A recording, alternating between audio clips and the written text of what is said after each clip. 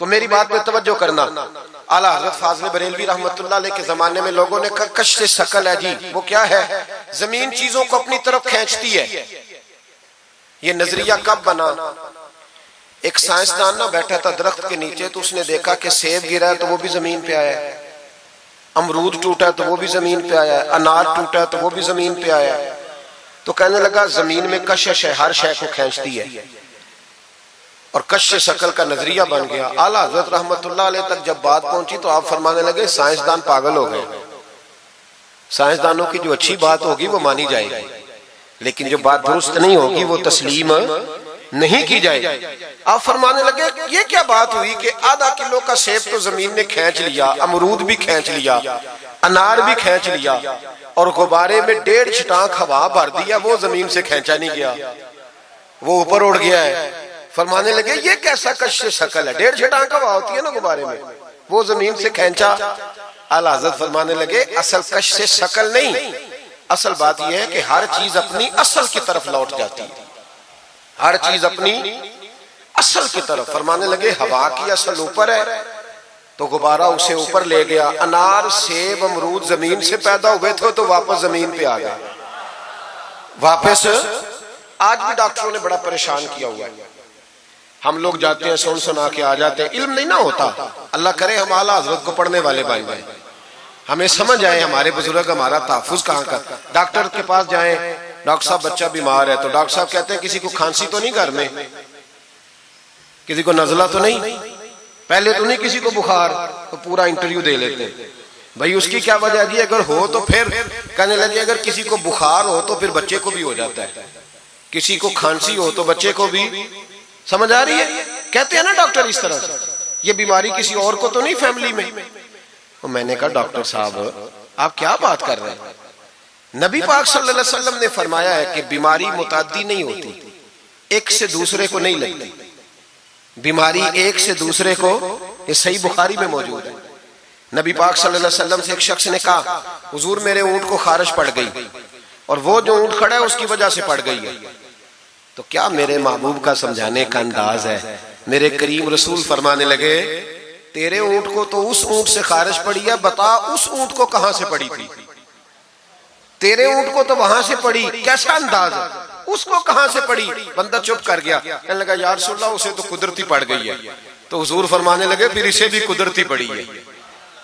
Doctor कह रहा है जनाब खांसी है तो खांसी लग गई, शुगर है तो शुगर। ओ भाई सुन, अगर तू ये कहेगा ना कि एक से दूसरे को बीमारी लगती है, तो जिसकी माँ फालज की मरीज है उसके बच्चे उसकी खिदमत करेंगे? जिसके बाप के वजूद पे रेशा पड़ जाएगा बच्चे करीब जाएंगे कि हमें बीमारी ना लग जाए? इतनी कमजोर। डॉक्टर कहते हैं कजन मैरिज ना करो, बच्चे बीमार पैदा होते, और कौम चुप करके सुन लेते। डॉक्टरों को बताओ कि हम डॉक्टरों पर ईमान नहीं लाए, अल्लाह रसूल पे लाए हुए। हमारा ईमान अल्लाह रसूल पे है, डॉक्टर पे नहीं है।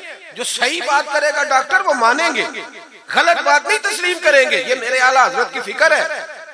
डॉक्टर कहते हैं कजन मैरिज ना करो, बच्चे बीमार पैदा होते हैं, तो मौला अली और हजरत फातिमा का रिश्ता क्या है? नबी पाक सल्लल्लाहु अलैहि वसल्लम ने खुद अपने सगे चचा की बेटी जनाब उम्मे हानी को दावत निकाह दी थी। कजन मैरिज में कोई मसला होता तो हुजूर ये काम करते थे। कजन मैरिज हो तो बच्चे बीमार पैदा नहीं होते, कजन मैरिज हो तो बच्चे हसन और हुसैन जैसे पैदा होते। इस तरह के नौने हाल अल्लाह ताला अता करता है, उनके तरीकों पर चलने वाले पैदा होते हैं। खुदा का खौफ करो। आप जैसे तैसे, एक मैं रावलपिंडी में था तो एक बच्चा कहने लगा जी मिसवाक के साइंसी फायदे बयान कर दे, मिसवाक के।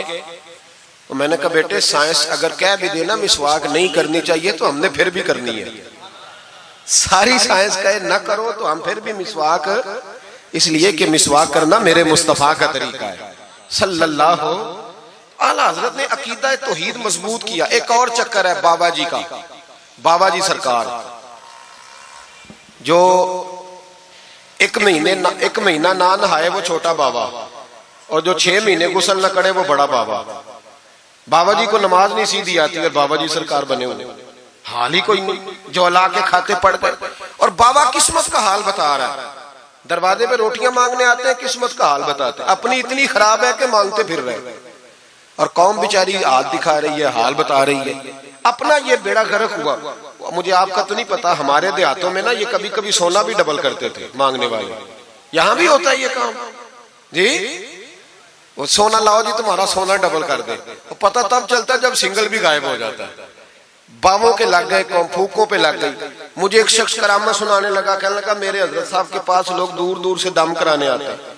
और मैंने कहा दम कराना जायज है, तवीज देना जायज है, लेकिन मैंने किसी के हदीस में नहीं पढ़ा कि कोई बंदा यमन से हुजूर के पास दम कराने आया हो, मिस्र से दम कराने आया हो। दम कराना बिल्कुल दुरुस्त है, हम खुद करते कराते, लेकिन ये असले दीन नहीं।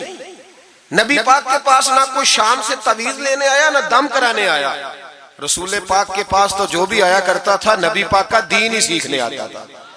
तो दीन की बात कर, दम दुरूद की ना सुना, ये तो जिमनी बात है, ये तो जैली बात। आला हजरत दरवाजे पे खड़े थे, एक बाबा मांगने वाला आ गया। आला हजरत से कहने लगा 10 रुपए दो वरना आपका मकान उलट दूंगा। ये नफसियाती कब्जा कर लेते हैं। तो माँ भी बडेरी कहती है दे दो कहीं वाकई ना उलट दे। आला हजरत ने ये अकीदा नहीं हमें सिखाया कि हम रस्सियों से डरते फिरें। इतना कमजोर ईमान, लोग अपने साये से डरने लग गए। बाबा जी कह गए, और छोड़ बाबा जी के मुंह से कौन सा कुरान हदीस निकलता है, बस कर दे। किस चक्कर में कौम को डाल दिया। आला हजरत रहमतुल्लाह अलैह दरवाजे पे खड़े, फिक्रे रजा से मीनार है ना, तो सुनो फिर फिक्रे रजा क्या है, सुनो फिर ये रजा के नेज़े की मार है कि अदू के सीने में गार है, किसे चारा जोई का वार है कि ये वार वार से पार है। आला हजरत रहमतुल्लाह अलैह दरवाजे पे खड़े थे, बाबा जी आ गए, कहने लगे 10 रुपए दो। 10 रुपए का माना उस जमाने में यही था जो आज 10,000 का माना है। 10,000 मांग लिया, कहने लगा दो नहीं तो मकान उलट दूंगा। आला हजरत फरमाने लगे तू 10 के 20 मांग, मैं देने को तैयार हूं, पर मकान उलटने वाली बात गैर शरई है, ये वापस ले ले। शरीयत तुझे ये कहने की इजाजत, मेरी बातों की समझ आ रही है आप हजरात को? वो कहने लगा जी मैंने उलट देना है। आला हजरत की वालदा बूढ़ी औरत अंदर से बोली, कहने लगी अहमद रजा दे दो, फकीरों से नहीं उलझते। तो आला हजरत फरमाने लगे अम्मा जो सच्चा फकीर हो मैं तो उसके कदमों में बैठने को तैयार, पैर चूमने को तैयार, हम तो निस्बतों पे मर मिटने वाले लोग। लेकिन बात वो करे जो रसूलुल्लाह की शरीयत इजाजत देती है, जिसकी इजाजत नहीं देती हम वो बात करने की इसे इजाजत नहीं देंगे। उसने कहा जी मैंने उलट देना है। इतनी बात हुई तो आला हजरत के जो शहजादे थे ना छोटे, मुफ्ती आजम हिंद मौलाना मुस्तफा रजा खान साहब, वो मकान की दूसरी छत पर, डबल स्टोरी मकान था तो ऊपर वाली छत पे खेल रहे थे। उनका पैर फिसला, वो गर्दन के बाल अंदर गिर गए, अंदर से शोर उठ गया, बच्चा गिर गया। बच्चा वो फकीर भी सीधा हो गया, देखा ना नहीं ना पैसे दिए, तो शहजादे गर्दन के बाल गिरे ऊपर वाली मंजिल से। लेकिन सुन्नियों किधर खो गए मैं और आप?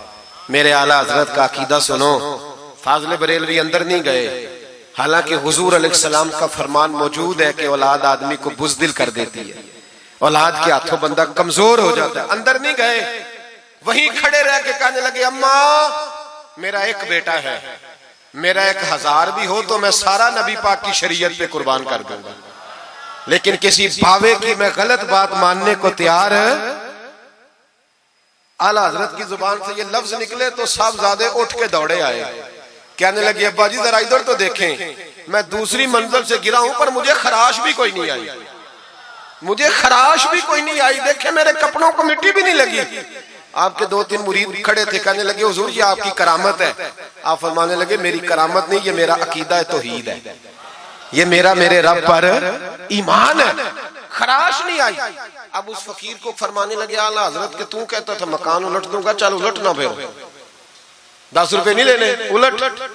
चुप कर गया। तो आला हजरत, लोग कहते हैं मौलवी साहब के पास क्या है, जिसके सीने में रसूलुल्लाह का दीन है उसके पास कुछ नहीं तो फिर किसी के पास भी कुछ नहीं। हाँ जिम्मेदारी से कह रहा हूं, किसी के पास कुछ नहीं। अगर जिसके सीने में कुरान और सुन्नत का नूर है, अगर उसके पास ही कुछ नहीं। सुनो, आला हजरत ने अपना जूता उलट दिया, फरमाने लगे अगर ताकत है तो मेरा जूता सीधा करके दिखा। तो मकान उलटने की बात करता है ना, पंजाबी का एक शेर है, आपकी समझ में आ गया तो ठीक है, ना आया फिर भी ठीक है। वो एक पंजाबी के दरवेश कहा करते थे, इट सिट ते पखड़ा कुआर गंदल, असी और भी बूटियां जानने हैं। पता है हमें सारे गुरुओं का है, चलो करामत ना दिखाएं तो बात अलग है, पर खबर हमें है। फरमाया चलो सीधा करो, उसने पूरा जोर लगाया पर जूता सीधा पसीने आ गए तो कहने लगा जी मैं माफी मांगता हूं, आज के बाद ऐसी बात नहीं करूंगा। आला हजरत वली थे तो वली सखी होता है, जेब से हाथ निकालने फरमाया तू 10 मांगता था, अल्लाह 20 लेके जा, लेकिन गैर शरी बात खुदारा बस करो। जो हमें हमारे बुजुर्गों ने नजरियात दिए उन पर कायम रहो।